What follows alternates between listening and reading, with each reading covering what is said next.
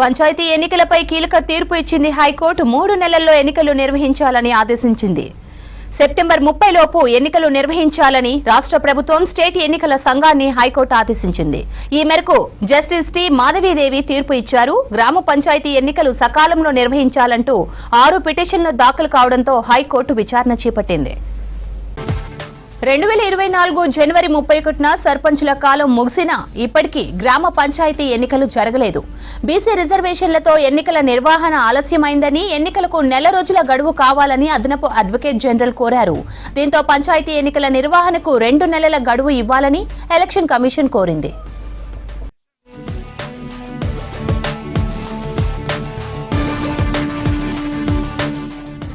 మరిన్ని డీటెయిల్స్ ధనరాజ్ అందిస్తారు. Dhanraj, over to you. స్థానిక సంస్థల గ్రామ పంచాయతీ ఎలక్షన్లపైన హైకోర్టు తీర్పు వెలువరించింది. సెప్టెంబర్ 30 తేదీలోగా కూడా ఎలక్షన్లు నిర్వహించాలంటూ ప్రభుత్వానికి ఆదేశాలు జారీ చేసింది. పిటిషనర్లు గ్రామ పంచాయతీ సంబంధించినటువంటి ఎలక్షన్లు నిర్వహించాలంటూ కూడా తమ వాదనలు వినిపించారు. ఎలాంటి ఆర్గ్యుమెంట్ వినిపించారు, అదేవిధంగా హైకోర్టు ఎలాంటి ఆదేశాలు? సుప్రీంకోర్టు ఆల్రెడీ ఇంతకుముందే తీర్పిచ్చేది. ఏమనంటే 5 సంవత్సరాల గడుపు ముగియే సమయంలో దానికంటే 6 నెలల ముందే ప్రక్రియ మొదలు పెట్టాలని సుప్రీంకోర్టు తీర్పు ఉంది. ఆ సుప్రీంకోర్టు తీర్పు ఉన్నా కానీ వీళ్ళు ఫాలో కాలేరు. కాబట్టి ఈ సర్పంచ్లను వీళ్ళనే కంటిన్యూ చేయరు, లేకుంటే ఎలక్షన్స్ కండక్ట్ చేయమని చెప్పాము. ఇప్పుడు వీళ్ళు ఎలక్షన్ కండక్ట్ చేయకపోతే ఇది violation of the supreme court judgment అవుతుంది. మళ్ళీ ఊర్లో పబ్లిక్ రిప్రజెంటేటివ్ లేకపోతే చాలా ప్రాబ్లమ్స్ ఉంటాయి, వాళ్ళు ఎవరికి చెప్తారు అని చెప్పి మేము వాదనలు వినిపించాం. అప్పుడు గవర్నమెంట్ ఏమన్నదంటే మాకు ఈ బ్యాక్వర్డ్ క్లాసెస్ రిజర్వేషన్ ప్రక్రియ ఒకటి మొదలు చేయాలని చెప్పి వాళ్ళు కోర్టు నంబర్ 1లో ఆశ్రయించారు చీఫ్ జస్టిస్ గారిని. అప్పుడు 3 నెలల సమయం ఇచ్చేది కోర్టు. ఆ 3 నెలల సమయానికి వాళ్ళు ఇలా సమయం అడగడం వల్ల వాళ్ళే హైకోర్టులో అండర్టేకింగ్ ఇచ్చారు గత అక్టోబర్లో. ఏమని 15 ఫిబ్రవరి నాడు మేము ఎలక్షన్ ప్రక్రియ పూర్తి చేస్తామని గవర్నమెంట్ తరఫున వాళ్ళు అండర్టేకింగ్ ఇచ్చారు, షెడ్యూల్ ఇచ్చారు. తర్వాత ఆ మ్యాటర్ రాలేదు. మొన్న సోమవారం మేము మ్యాటర్ వచ్చింది.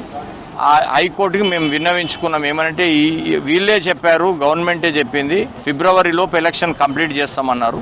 వాళ్ళు చేయలేరు. కాబట్టి ఇది సుప్రీంకోర్టు జడ్జిమెంట్ విరుద్ధంగా అవుతుంది. ఒకవేళ ఎలక్టోరల్ రోల్స్ లేవని ఏ కారణాల చేత సుప్రీంకోర్టు చెప్పింది దీన్ని వాయిదా వేయొద్దని. కానీ వీళ్ళు ఇలా వాయిదా చేస్తూ పోతున్నారు కాబట్టి ఇది రాజ్యాంగానికి విరుద్ధం అవుతుందని చెప్పి మేము ఆర్గ్యుమెంట్ చేశాము. కాన్స్టిట్యూషన్లో ఏవైతున్నాయో ఆ ఆర్టికల్స్కి విరుద్ధంగా అవుతుందని చెప్తే హైకోర్టు ఇప్పుడు ఏమని చెప్పింది? హైకోర్టు ఏమన్నదంటే మొన్న జరిగిన ఆర్గ్యుమెంట్స్తో వాళ్ళు ఏమన్నారంటే గవర్నమెంట్ 5 షెడ్యూల్ ఇచ్చారు. ఒక్కొక్క షెడ్యూల్ ఫస్ట్ ఎలక్ట్రల్ రోల్ ఇవన్నీ ఇచ్చేసి మేము 3 షెడ్యూల్స్ అయిపోయినాయి. ఇంకా 2 షెడ్యూల్స్ మేము చేయాల్సి ఉంది. దాంట్లో మాది ఒక షెడ్యూల్ ఉంది, division of wards and reservation ప్రక్రియ. అవి మేము చేసేస్తే దాని తర్వాత మేము ఎలక్షన్ కమిషన్కి మేము చెప్తాం స్టేట్ ఎలక్షన్ వీఆర్ రెడీ అని. అప్పుడు స్టేట్ ఎలక్షన్ కమిషన్ వాళ్ళ అడ్వకేట్ ఏమన్నారంటే మాకు ఒక 60 రోజుల సమయం కావాలి.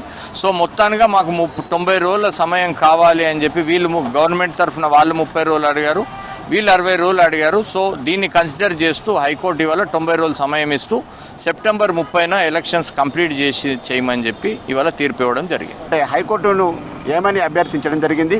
మేము ఏదైతే ఫిబ్రవరి 2024లో మా పదవీకాలం ముగుస్తున్నదో మరి మా పదవీకాలం ముగిసే లోపు మాకు పర్సన్ ఇన్ఛార్జులుగా మాకు ఎక్స్టెన్షన్ చేయాలి అని చెప్పి, లేదంటే మీరు ఎన్నికలను నిర్వహించాలి, ఒకవేళ ఎన్నికలు నిర్వహించకపోతే మాకు ఇన్ఛార్జులుగా మాకు అవకాశం కల్పించాలని చెప్పి అడగడం జరిగింది. మొత్తం మీద హైకోర్టు ఇటు ఆదేశాలు జారీ చేయడంతో కూడా మొత్తం గ్రామ పంచాయతీకి సంబంధించినటువంటి ఎలక్షన్లకు సంబంధించినటువంటి లైన్ క్లియర్ అయింది. Vote studio.